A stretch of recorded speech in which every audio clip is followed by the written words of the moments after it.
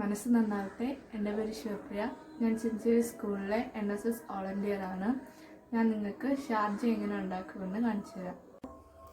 ആവശ്യമായ സാധനങ്ങൾ: പാല്, പഞ്ചസാര, കപ്പലണ്ടി, പഴം, ബൂസ്റ്റ്. ആദ്യം കപ്പലണ്ടി പൊടിച്ചെടുക്കാം. അതിലേക്ക് ആവശ്യത്തിന് പാലും പഴവും ചേർത്ത് കൊടുക്കാം.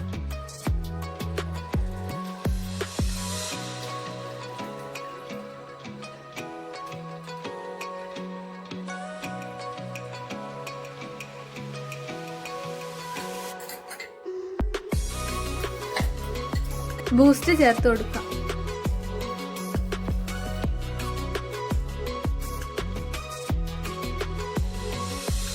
അത് നന്നായിട്ട് അടിച്ചെടുക്കാം.